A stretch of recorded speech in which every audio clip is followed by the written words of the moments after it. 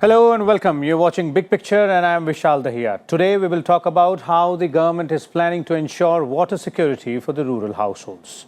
Prime Minister Narendra Modi has recently released the operational guidelines of Jal Jeevan Mission, which is central government's initiative to provide functional household tap connections to every rural household by 2024. Now, out of 17.87 crore rural households in the country, about 14.6 crore, which account for 81.67%, are yet to have household tap connections for water. The Jal Jeevan Scheme will be implemented through institutional mechanism at 4 levels: national, state, district and gram panchayat or its subcommittees. Women will play a bigger role in the scheme, and the paani samitis or the user group will decide about the user fee for sustainability of the scheme. For more on the scheme, we are joined by a distinguished panel of guests today. Let me first introduce the guests to you, beginning with Mr. Parameswaran Iyer, the Secretary of Department of Drinking Water and Sanitation of the Government of India. We also have with us Dr. Shamal Kumar Sarkar, Senior Director, Natural Resource and Climate. And we also have with us Ms. Urmi Goswami, Assistant Editor of the Economic Times. Welcome, all of you. Let me first begin with you, Mr. Iyer, since the nodal ministry for the scheme is the Ministry of Jal Shakti and your department. So let us know more about these guidelines and how this scheme is going to be operationalized or implemented on the ground. Sure. As you mentioned yourself, another very big, bold idea announced by the Honorable Prime Minister on 15th August 2019 in his first Independence Day speech of his second tenure. So, the government has provided basic services in different sectors over the last 5 years, whether it's cooking gas cylinders or toilets or bank accounts or housing. They have really delivered on these basic services. And in line with that, now it was time to announce that every rural household would have what we call a functional household tap connection. So as envisioned by the Honorable Prime Minister, this program is to be rolled out over the next 5 years. And as you yourself mentioned, the plan is to go from about 18 or 19%, which is the current coverage of tap water in rural households, to 100% in just 5 years. So it's extremely ambitious. But as the Honorable Prime Minister mentioned, this government delivers what it commits to.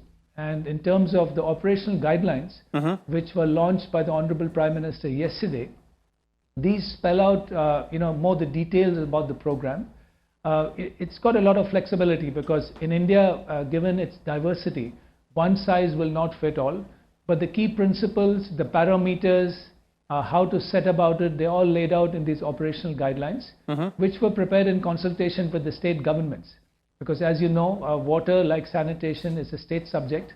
And we have had several rounds of consultations, regional meetings, discussions with non-government organizations, the private sector, and all that input, a technical committee which was set up, a task force, all that input has gone into framing of these guidelines. Okay. And we are looking forward to the state governments rolling them out. Implementation is already underway. So this will just give it another boost and more clarity.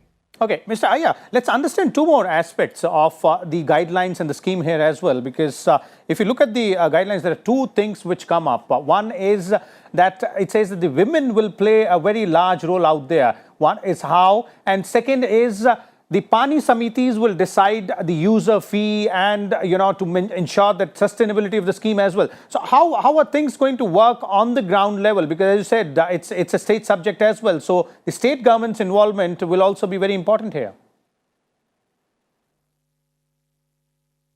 No, it will be very, very important. But very much like the Swachh Bharat mission, where women went from being beneficiaries to actually getting empowered and playing leadership roles. Similarly, under the Jal Jeevan Mission, as mentioned by the Honorable Prime Minister yesterday, the paani samitis will have at least 50% representation by women, but hopefully much more, even going up to 100%. So women who have borne the brunt and the drudgery of fetching water from long distances will now be in a situation to take the lead in this program, determine what kind of technology they want, what kind of scheme they want, and as the Paani Samiti, which will also be a statutory subcommittee of the Gram Panchayat. They'll be played a leading role. So in many ways, they'll be shaping their own destiny. And this program, the primary beneficiaries, just to repeat again, will be the women. And as announced by the Prime Minister both yesterday and on 15th August. Okay, Mr. Iyer, thank you. Stay with us. We'll come back to you for more to try and understand the other aspects and how it integrates well with the other schemes also. Let me first bring in Dr. Sarkar here. Dr. Sarkar, the data on the decline in groundwater level is something which makes us think twice as to whether or not we will be able to have these resources with us. And schemes like this, if they're implemented in the manner which the government intends to do, how will both things work in tandem with each other? Because one is ensuring that everybody, every household, rural household, has tap water connection, and second is to ensure that there is water in those taps. You are absolutely correct, because it's not only connection of tap to the individual household, it is the fact that you have to supply water. And if you look at the macro level, the water availability and the water demand, there is a mismatch we expect in the near future. For example, by 2050, it is expected that in the business as usual scenario, the total supply of water and the total demand of water will be very high. There is a big gap. So that means the demand of water will be much more than the supply of water. So while the idea of giving connection is extremely fantastic, is a well conceived and long overdue program, but the sustainability of the program is an issue, is a big challenge to the policy makers. One of the issue we will face is that the water managers who will be implementing this program, they are in position of giving the idea of the 20th century's water program, but they have to work in the 21st century's water program, which they are not used to do that. So the mindset of those water managers or those who will be implementing this program has to be changed towards this direction, that not only you give connection, you have to maintain the water services, you have to maintain this, you have to sustain the water availability at the doorstep of the people. Okay. Secondly, from 18% to 100% is a very fantastic idea, and that too in 2024, which is well before the Sustainable Development Goal target. It is saying Sustainable Development Target says that by 2030 you have to have affordable and universal water and safe water to every household. So the government has announced 2024. It is a very novel idea, but the issue is that we have to maintain it. We have to maintain this availability and sustainability over a long period of time, which is a big challenge as far as this program is concerned. Okay. And second one is that even today, we have people who are marginally situated. For example, in the city area, there is a peripheral population, there is a marginal population, there is a rural population. How to supply connection? Should it be piped water, or should it be some other decentralized solutions? That has to be also to be thought of, because it is very impossible to give water to everybody pipe through pipe, because there are physically it is difficult. Okay. So this could be the challenge to the implementer of this program. Okay.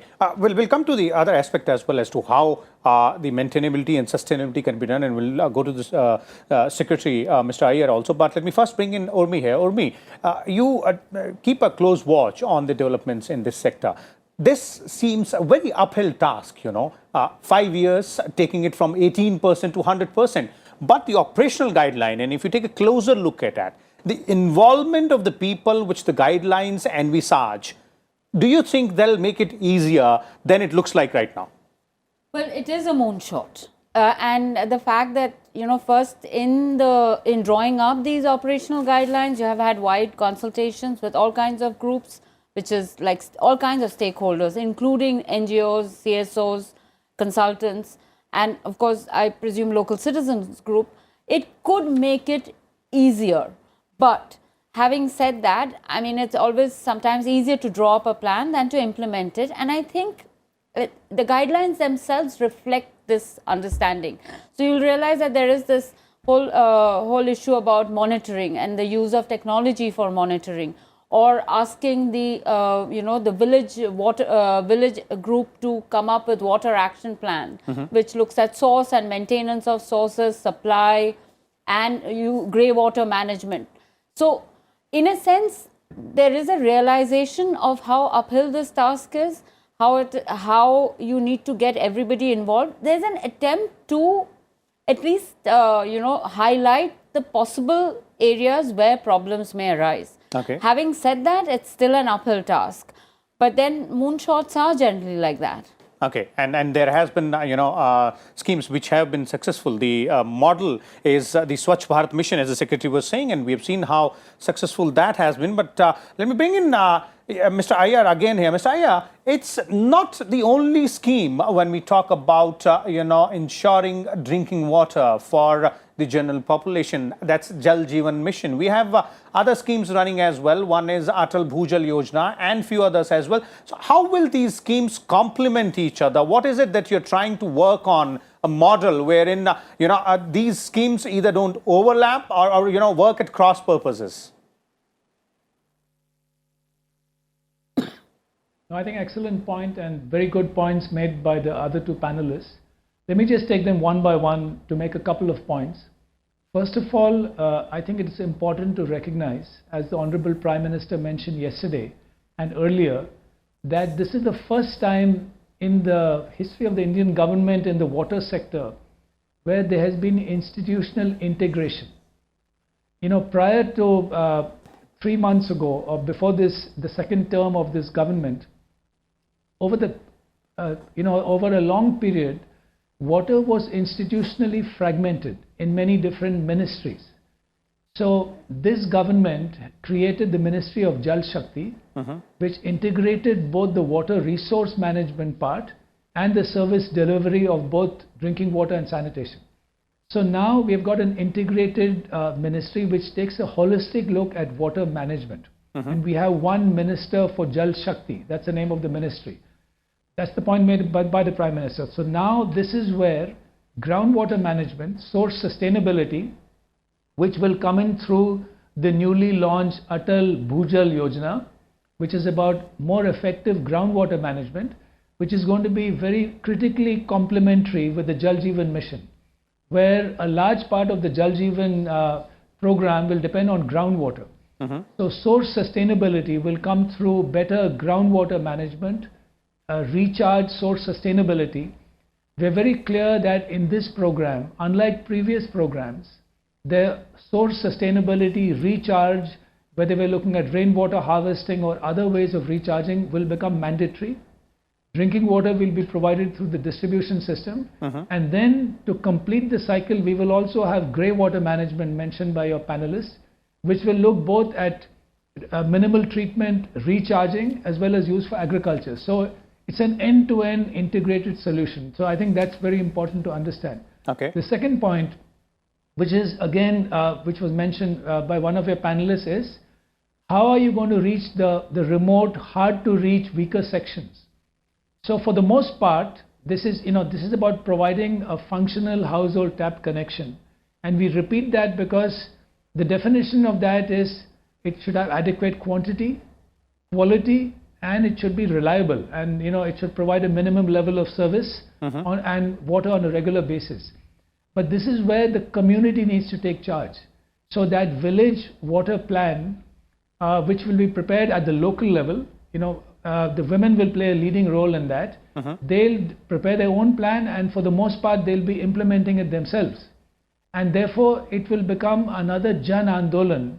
As the Prime Minister mentioned repeatedly yesterday, they need to take charge of this program because it cannot be just another Sarkari program. And the third part, the use of technology. This is going to become critically important going forward.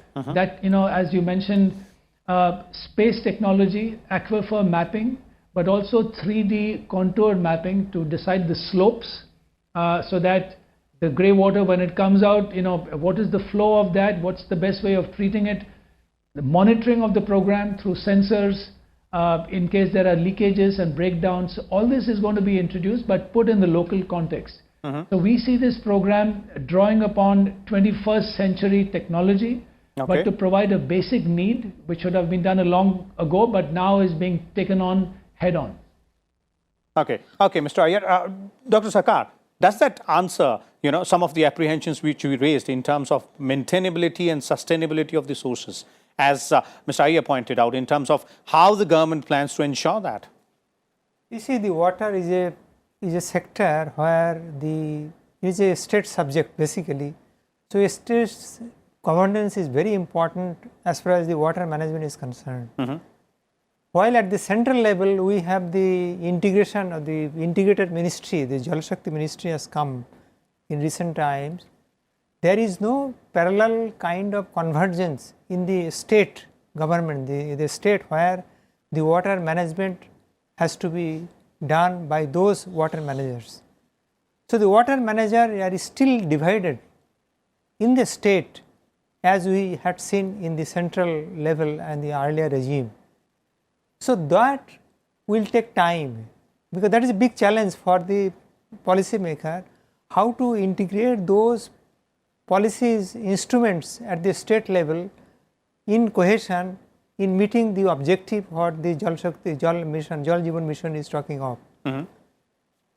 Now, so that is where the change of mindset, which I was just talking about a few minutes earlier, the change of mindset of the water managers at the state is very important. Their capacity building is very important. They have to understand that the synergy between the surface water and the groundwater, how the management can be done in the proper context. They have to understand that the business as usual scenario is not enough to meet the requirement of the people. So the understanding and the methodology they have to adopt is very important. Second point is that the digitalization of, there is a lot of scope of the Jal Jeevan Mission digitalization. For example, the grey water digitalization, the planning, the designing, the implementing, or the digital aspects of the Jal Jeevan Mission is very important, and this will be very important aspects of this water manager will face. So unless they are trained or they are exposed to this kind of new concept, it will be very difficult for them to move as quickly as possible. Urmi, water managers, as both Mr. Iyer is pointing out and Dr. Sarkar is focusing on that as well, their role is going to be really important, and so will be that coordination between the center and the state here, because it's at 4 or 5 levels. It's not only about just the central government or the state governments, it's going to be at the district level, the gram panchayat level, then there will be subcommittees, paani samitis, and as Mr. Iyer pointed out, women will play a very important role there. Yeah, it will require a great deal of coordination, but I mean, going to the earlier question about, getting all the water concerns mapped, yes, it's right that the Atal Bhujal mission is also focuses on groundwater, which is analogous to this scheme. But equally important is the fact that we should be paying attention to how we treat our freshwater bodies, like the rivers, apportionment. These are things that need to be spoken about. We haven't ever had a policy that looks at how different sectors draw water from the rivers, how much they can use. That kind of planning needs to happen, as well as working with yet another set of people, which is like the Environment Ministry or the Environment Departments on wetlands preservation, all of which have to come together. It is true that when you look at it that way, we are asking a lot of our water managers. One is working through different levels, both horizontally and vertically, but also looking at doing things in a completely different way. And I think one important area would be capacity building of the water managers, but also by breaking it down to the village level and district level and state level. I think it can also be is a way out. It's making it manageable. Because when you bring down the issue of water, which is crucial for life, to the operational level, your approach to it changes. You know exactly, how, because for so long, women, say in villages, have had to traverse great distances to get water. your approach to managing it is also somewhat practical. So getting that knowledge in together with technology, you have to marry the practical to the aspirational to the technological, and that's the only way forward. Doesn't change the fact it's a tall task, but I mean, there is no other way out. Okay, so that's something which Mr. Iyer was pointing out, the focus that is why on using technology. But Mr. Iyer, two aspects here, in my last question to you. One is that focus on the water manager, and second, as Urmi is pointing out, if you look at the larger picture, the broader picture, you will have to look at other resources as well, and maybe a bit more coordinated effort by not only the Jal Shakti ministry departments, but the other ministries as well. No, absolutely. I think, the creation of the Jal Shakti Ministry was a very important first step. But clearly there will have to be coordination, because water is everyone's business. As Urmi mentioned, the Ministry of Environment. So integrated water management involves looking at rivers, at dams, at groundwater, at drinking water. And that's precisely what we're trying to do. Capacity building, again, is going to be fundamental at the core of this program at all levels, as was mentioned. And then we are also integrating with the skill development ministry, because we're going to need all kinds of skills at the local levels, whether they're plumbers or fitters or masons. So that is also planned in coordination and partnership with other ministries involving the private sector. So there's going to be a big role for all the different stakeholders. But another important point is, how do we get integrated water management into the school curriculum? We are already in discussions with the Ministry of Human Resource Development to do that. And one important point I think we should all understand, as the Honorable Prime Minister mentioned yesterday, fortunately, both he himself and my minister, Mr. Shekhawat, who is from Rajasthan, are from water-scarce, water-stressed states, who understand from the ground level the challenges of water management. They've got phenomenal experience, and it's under their leadership and guidance that this program will be rolled out. Okay. So, Dr. Sakar and Urmi, concluding comments from you on the way forward from here. How do you see things happening? Dr. Sakar first. I think this is a novel initiative. There is no doubt about that. Because this is a part of the Sustainable Development Goals which India is committed to achieve by 2030. But there are many challenges. The challenges are on many fronts, but if the managers, water managers and the policy makers are committed, definitely it will be achieved. But there will be certain degree of initiative required at all levels, and particularly a couple of things which are very important, because the concept of user fee is very novel concept, because that gives this is a signal that the water is a precious commodity. It has to be used with proper care, and so it is a economics object. You should not use it free of cost. Second is that the involvement of the community, which is long overdue in the water sector, which has been done in this program. Okay. So I think the outlines are quite good. Big challenges we have to face. But I am sure that the government will have the necessary means to do that. Okay, Urmi? That 70 years after independence, nearly 82% of our rural households don't have a functional household tap is kind of it's criminal at one level. So the fact that you have a program trying to do that is great. What is also important is that we are in a period of time when climate change is a real issue. Water is one area where we'll feel the stress the most. So this is a perfect opportunity, actually, not only to meet this unmet requirement, but also to reorient our water systems, whether it's because of a user fee, because of incorporating sustainability practices into the program, getting communities involved so that it becomes real and practical. The other part of this program, which is interesting, is that it is not a one-size-fits-all. So you will have variations with an overarching requirement of targets which will have to be met, but you will have a program or a scheme laid out, hopefully, that will take into account the variations in each place and also other areas, whether it's groundwater recharging, conservation, better usage. These are the issues that will need to be tackled. The road ahead is not easy, but at least you're set on the road. Okay, thank you so much, Urmi, there, Dr. Sarkar and Mr. Iyer as well. So as our panelists pointed out, clearly the road ahead is not easy, and it is going to be an uphill task to ensure that from 18% the coverage in terms of rural households for the tap water connection goes to 100% in just 5 years. But as our panelists were pointing out, and the government's guidelines seem to suggest that they are prepared for this kind of challenge by involving people, making it a people's movement, and also ensuring that all variations are accounted for. We'll come back again tomorrow with a different topic and different set of guests. Till then, keep watching Rajya Sabha Television.